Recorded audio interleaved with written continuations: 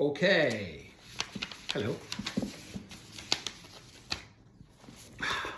Okay. Late that night, Echo woke in the darkness to find her hammock rocking gently with the movement of the ship. Strange. Were they traveling by night? Confused, she leaned over and lifted the edge of the porthole cover. They were moving. And down below the ship, where she'd expected to see the curved bay and gently swishing star palms, were jutting mountains tipped with snow.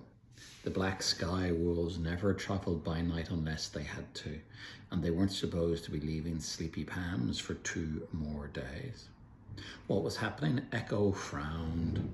Then her heart clenched as she remembered Lil and Bulkhead's hushed argument. Lil was going to the meeting with the Seven Skies Alliance. She had to be.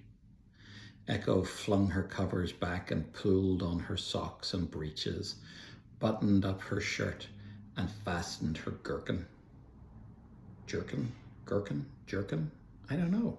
I'm not sure how you pronounce that. Jerkin?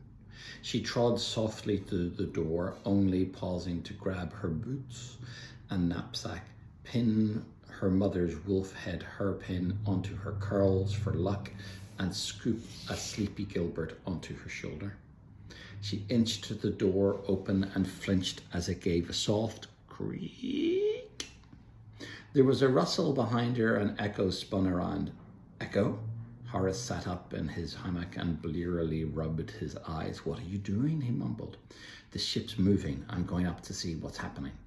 The Scarlet Margaret lurched forward in a sudden burst of speed, sending Horace's spyglass rolling across the floor. Wait, I'm coming too. He flung his legs out of the hammock and hopped down before shoving the spyglass into his satchel. Are you sure? Well, I don't want to be here on my own if something's happening. Horace tugged on his jerkin and hopped to pull on his boots. Quietly then, and don't be a pudding heart. I won't. Echo crept out the door and down the dimly lit passageway, trying to avoid the creakiest boards. When she reached the top of the stairs to the main deck, she found the bolt to the hatch already drawn. She cautiously pushed up the trapdoor and peeked out. In the moonlight, she could see Bulkhead in the wheelhouse, steering the ship with his back to them. At the rear of the deck, Lil stood with a coil of mooring rope ready to fling it over the side. Echo eased the hatch completely open and crept out with Horace close behind her. They slipped behind some barrels and Echo's stomach lurched as Bulkhead guided the airship down. This must be Filigree Ridge, the drop-off point in the postal pirate's message. After a few moments, Lil threw the coil of rope. There was a muffled shout from down below and the boards beneath them tilted as the rope tightened on its mooring. Lil gave a brief salute to Bulkhead and then hopped neatly over the side and disappeared down the rope ladder. Echo swallowed, her throat suddenly thick with fear. Just like that, Lil was gone. What if Bulkhead had been right and it was a trap? Lil hadn't even said goodbye. Bulkhead smoothly wheeled the Scarlet Margaret round and sat her on a course away from Filigree Ridge. Down below, Echo caught the glimpse of another airship's lights landing. The transport ship. It must be taking Lil away to Shark Fin's Peak or goodness knows where. The Scarlet Margaret whirred away from Filigree Ridge until all the lights had completely disappeared. Echo shrank back behind the barrels as Bulkhead left the wheelhouse to throw down the anchor. With the ship secure, he lifted the latch and disappeared below decks. But panic still gripped Echo. She had spent her whole life searching for her mother before finding her. She couldn't lose Lil all over again. What if she needed help? Echo gazed across the deck and found herself staring at the cabinet on the forecastle where Cloudcatcher was stored, and an idea started forming in her mind. Echo, you've gone very quiet, whispered Horace. I'm thinking. That's what I'm worried about, he said. Echo didn't answer, but quietly pulled her boots onto her cold feet and laced them up. keeping her eyes on the cabinet all the while.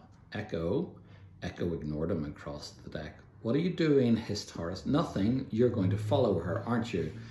I have to, she said. Don't be stupid. You can't. Lil is my mother. I know she is. Horace's face softened. But we're just children. I'm a sky pirate's daughter, said Echo. But what if she's in danger? Horace shook his head. Bulkhead wouldn't have let her go alone if she was, and Lil would have told the rest of the crew what was going on if it was so important. Echo swallowed. Lil had been asked to go alone and no one else knew she was leaving. What if something did happen to her? No, it was no good. She had to follow Lil and make sure she was all right.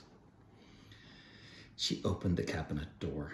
Echo, we don't even know how to fly Cloudcatcher properly. I know how to do it. It'll be dangerous. I'm not scared of danger. Well, maybe you should be. Sky pirates aren't to be trifled with. I am a sky pirate, Echo snapped. She dragged Cloudcatcher out onto the deck. Horace folded his arms. Well, I'm not. I'm going back to bed. So you won't come with me? A flicker of fear ran through Echo despite her best attempts to hide it. What if I need your help, she thought.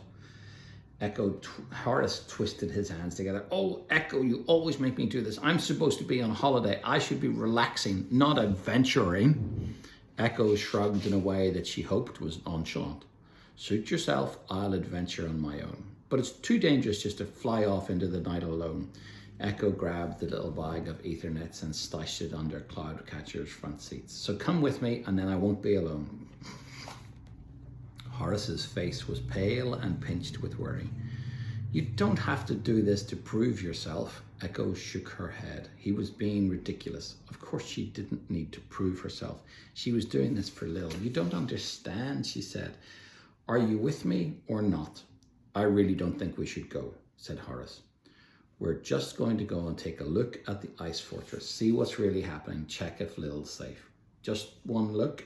Yes, to scope it out. No danger? No danger. We'll take a peek and then come straight back again. I don't think that's how it's going to work out, Grace. What do you think? Just a peek and then come straight back. Don't believe that.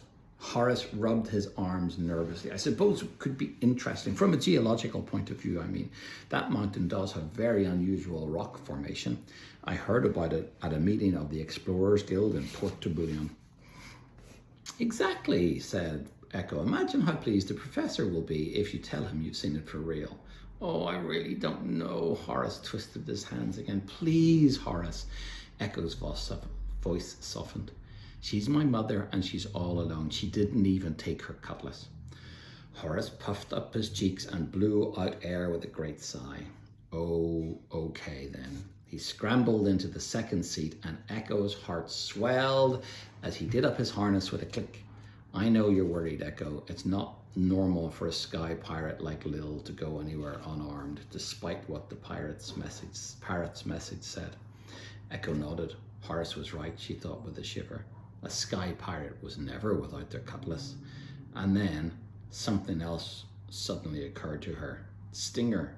Wait, I forgot. I'll be right back. She jumped up and raced across the deck to the captain's quarters. End of chapter. Next time it's going to be chapter 9 and we're going to hear all about, I think, what adventure they go on to try to save or find out where Captain Lil has gone. And I think they might have to help her. What do you think? Or maybe she's going to have to help them. Or maybe both.